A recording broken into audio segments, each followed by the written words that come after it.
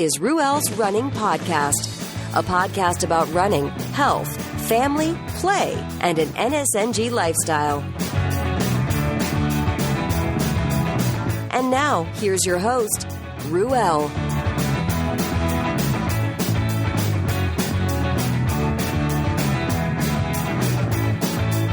Excuse me as I rock on.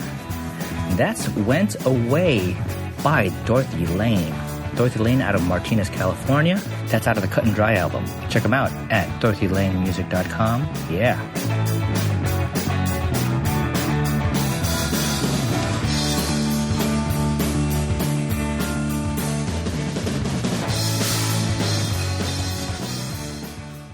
Oh, hello. It's another one. Welcome to Ruel's Running Podcast. I said Ruel's Running Podcast. My tongue stuck to the roof of my mouth, and I sounded worse than I ordinarily do. Yeah, it's another podcast, guys. I'm on the go, and I just finished sucking down a little packet of almond butter with coconut. Yum. How's everybody doing? Hope everybody's doing well. I'm kind of excited. I wish I felt this way throughout the day. I know I was feeling kind of exhausted, coming home, but as of this recording, it is a Monday evening, so maybe I just did too dang much over the weekend. I don't know. It's only been a week, just a little over a week from that 50K that we heard last episode. And who knows when I'm going to release these episodes. They're banking. And I apologize ahead of time and behind time. And currently I apologize. All over the place. I'm not timely. But that's just the current flow, the current flux, the current way of things at the moment. For those who are new listeners, welcome to the show. Yeah, it's very loose here, very relaxed, very chill. You know what? You don't have to wear a tie to listen to this podcast. You can wear flip-flops or have nothing on your feet. Nothing. You don't even have to have clothes on while you listen to this silly show. Right? What's up, Ted? What's up, Lonnie? What's up, Becca? What's up, Megan? Yeah. So, what is cooking? Might as well get on with it. Might as well. What is cooking? This is the official jingle for the What is Cooking segment. What is cooking? What in the hell is cooking? So, I made a big batch of what's called kare kare. But if you look at the name of the dish, it's spelled with K-A-R-E and a K-A-R-E. It repeats itself. And you may, if you're not familiar with the pronunciation, you might pronounce it as care, which doesn't sound any more appetizing than kare kare. Like, I just had a big bowl of care. I just had a big steaming pot of kare kare.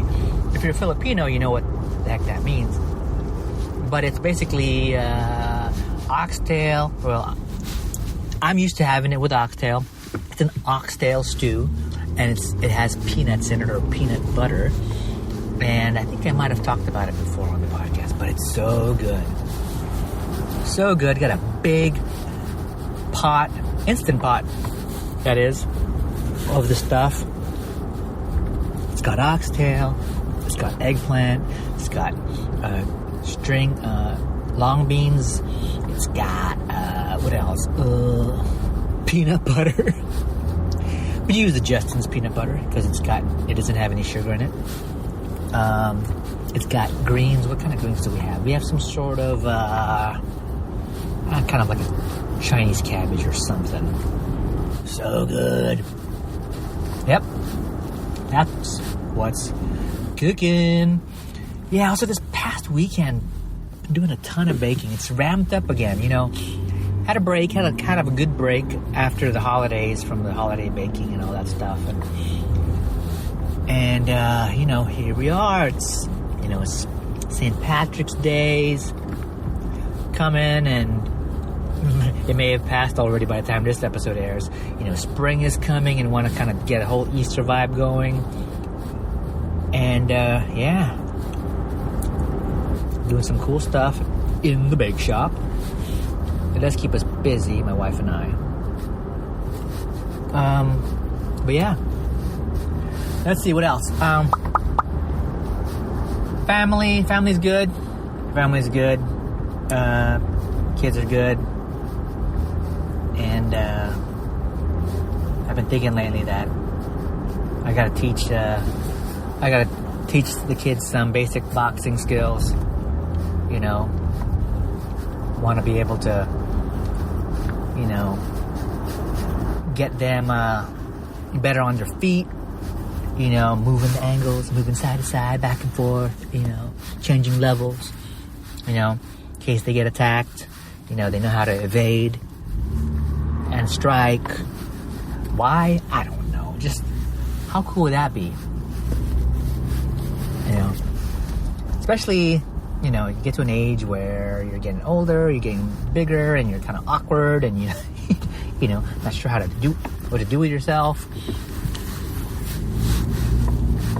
Speaking of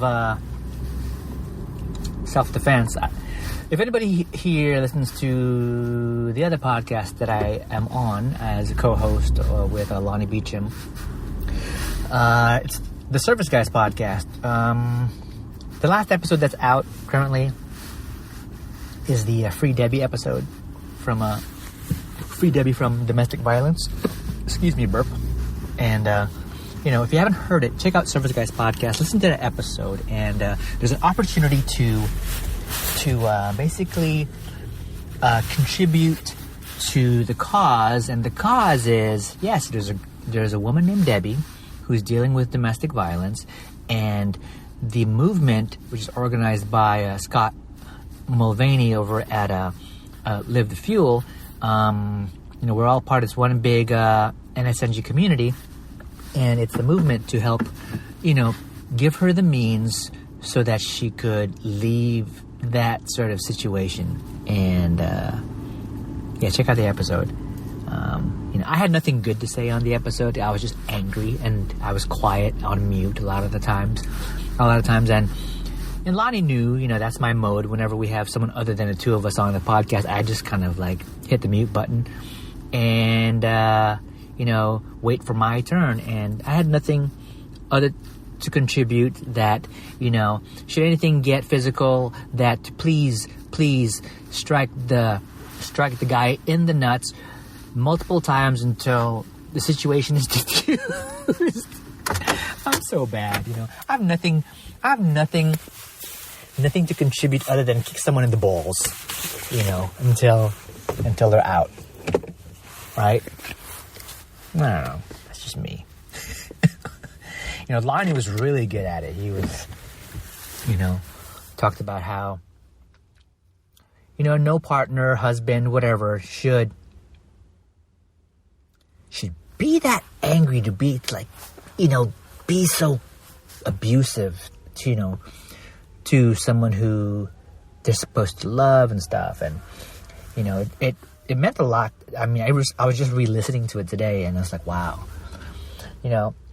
Lonnie's such a good guy. Meanwhile, here I am, hey, kick him in the nuts again and again and again and again. Anyway, that's enough of that. So what did I cover? Family, health and fitness, and safety. That's it. Thanks for listening. Yeah. Well, I'll be right back.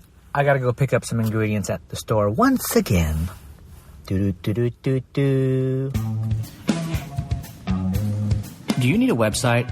If you're an individual, a consultant, a group, or small business and need a site, or maybe you have an existing site, I can help. How about graphic design? Do you need a design for a t-shirt, logo, product? business cards. Maybe you need help with designing and developing a brand.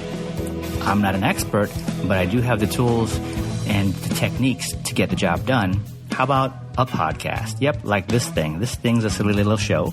Are you looking to set up a podcast of your own? Are you looking to reach an audience? Promote your business via podcast? Well, Abadam Studios. That's right, Abadam Studios. Yeah, so that's Abadam Studios. AbadamStudios.com, AbadamStudios.com. Check it out. All right, I'm back. I got what I needed to get, and I'm on my way home. But before I go home, I'm going to record a little bit. There's something I wanted to talk about. Speaking of cooking and food and stuff and abuse, not really, but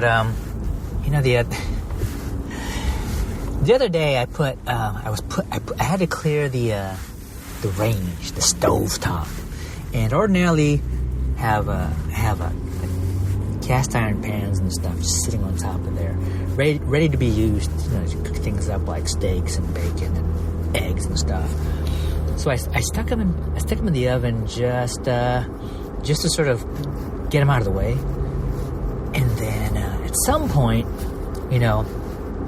when the need to keep the countertop all clear and clean was done, my wife needed the oven, and she turned it on, and 400 degrees, and when it got to temp, she opened up the oven to, put, I guess, some baking. She's going to do some baking, put some stuff in, and she's like, the stuff's in there. So, she took them out, very carefully, got like the mitts and whatever, the oven mitts, and took the heated cookware and put them on the stovetop. And shortly after, I walk over to the stove, and I wanted to rearrange some of the pots and stuff. And without having any mitts, I grabbed I think it was like a 9 or 10 inch cast iron pan. No mitts, no protection, just my bare hands. I pick it up, and then I realize that it's freaking hot.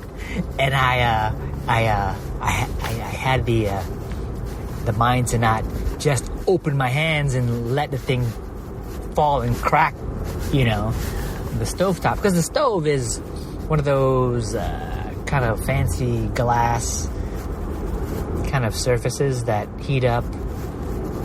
It doesn't get hot. It's not one of those ones where you touch it and it doesn't get hot, but only when you put like a pan on it. I don't know what it's called, induction or whatever, but I pick it up, realize it's hot, and I shift over to the side onto the countertop, like the stone countertop, and I want to place it without causing a lot of damage on. So I'm suffering through this very brief moment in time, which feels like an eternity. I pick up the pan and I shift over and I try to carefully put it down on top of the counter. But I couldn't, and I was just, I want to say maybe like 2-3 inches away from putting it down. And I had to let it go. But at least I let it go on top of the stone counter. So I went clink, clink, whatever, clamor, whatever whatever iron sounds like. You let it go.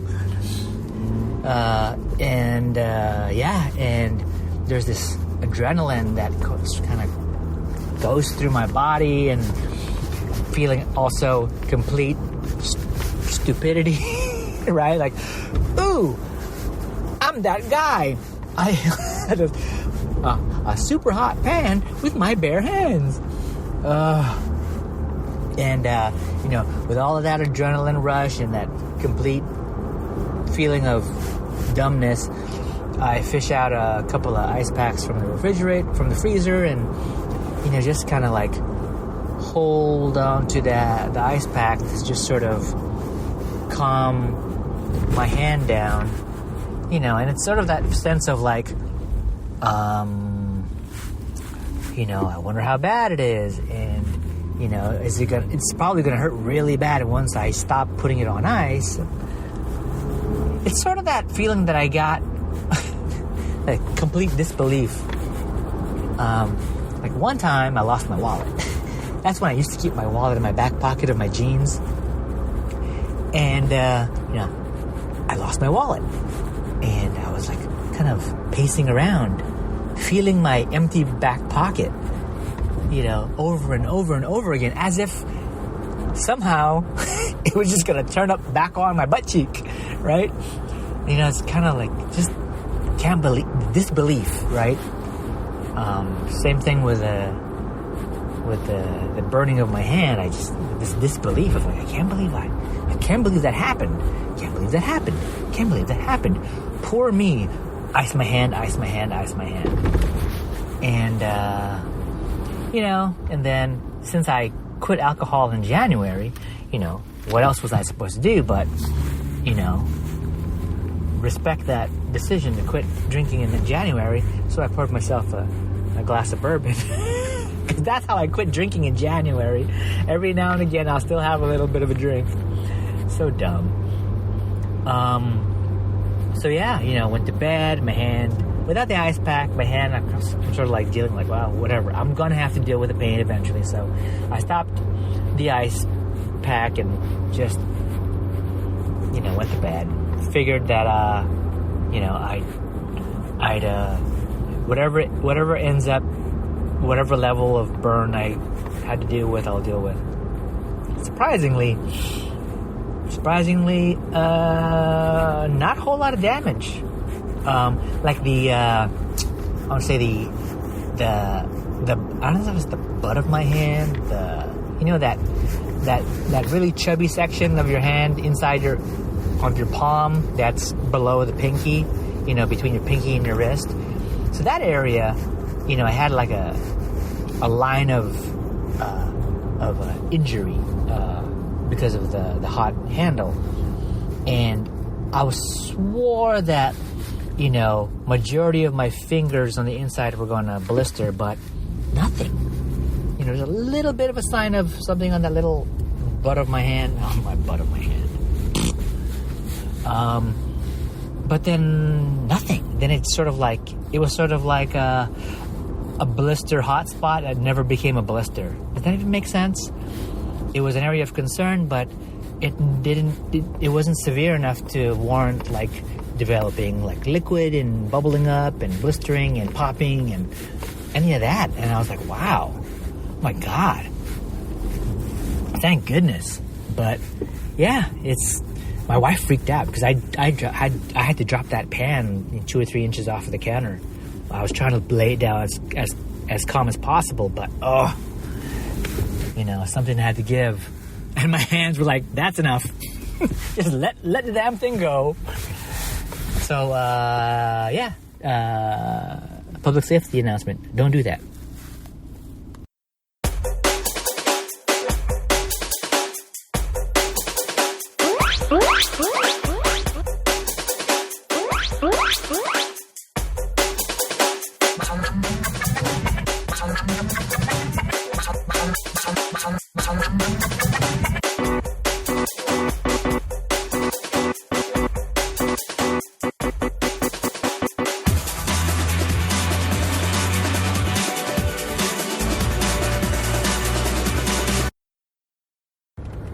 Hey guys, so one more burn story. Why not? We all have burn stories, don't we? And if my voice sounds different, because it does in my head, I'm dealing with a bit of a sore throat. It might be a coronavirus, so this could be potentially the last episode you hear of Ruel's Running Podcast. It's nice knowing you. Thanks for being around. But I'll try to make it through this segment of the recording. By the way, wash your hands. God damn it. God damn it. That's my accent. God damn it. Wash your hands. God damn it. So anyways, story is I might have told this story. I don't know if I did. I'm the youngest of 2 boys in the family growing up, and next door neighbors to second cousins, and I was still sort of the youngest of the bunch. Older cousins, older than my brother, you know, so I'm just that guy who everyone just sort of can afford to pick on or discount because I'm too young. I'm talking about being like in elementary school, maybe, I don't know, maybe I was in the first grade. I couldn't. So that would put me around 7 years old, maybe. And maybe I was younger. Maybe I was in kindergarten. So I'm having to just be able to stick around, hang out with, you know, folks that the older kids, the folks that I look up to, right? But I apparently became that that pest, or that no one wanted to have around. Yeah, you know, I mean, as you can imagine, sort of as you know, as kids grow and they're just trying to figure out who they are and trying to figure out themselves. The last thing that they are thinking about is, how do I nurture a younger sibling or a younger cousin? How do I help guide them to being a better individual and how to be the best individual they can be, right? Let me take him or her under my wing and just make sure they're okay because I've got myself figured out. No, it's not like that. And I get it. So just me trying to just be like the bigger kids. So one day, I go over to my cousin's next door, and he's like 3 years older than I. My brother's 2 years older than I. And the two of them are enjoying some cereal out of a box or something, right? And I'm like, ooh, can I have some? You know? Can I be a part of this little group of cereal-eating kids? And they're like, well, you can have some if you basically got yourself like a little sandwich bag or a little plastic bag. We can put some in it for you, and you can have some. Cool, right? So I run in, and this has nothing to do with my older cousin and siblings. I don't know why I talked about it, but I guess I was trying to describe a picture of me, how eager I was to be like, undo like the older kids. So I ran out of my cousin's house, ran into our house, and there's this thing that we as little kids did in the house, in the kitchen. Whenever we needed something that was up on a cabinet, a kitchen cabinet, we would just climb on top of the counter and stand on the counter and open the cabinets that were up on the, you know, on the wall, and got what we need and jump down. You know, I learned to do that by watching my older brother, and no one told us not to, so we just made it a thing. How do we sort of self-serve? We just climbed on the counter and got stuff ourselves. So on this day, I ran to the house, ran to the kitchen, hopped under the counter like I've done many times, opened up the cabinet, and I found the plastic bag that I needed, and, jumped off the counter. What I didn't realize was that my mom had a big old pot of broth sort of simmering, boiling on the stove nearby, and the handle was towards me, and as I leapt off the counter, I caught the handle on the hot pot. So as I made my way onto the floor, so did a whole pot of broth and meat. And soon I was on the shallow end of super hot broth. You know, I was just kind of sitting on the floor with all that hot broth under me, all on my legs. You know, I was wearing shorts, and my mom came rushing into the kitchen, and she's like upset, right?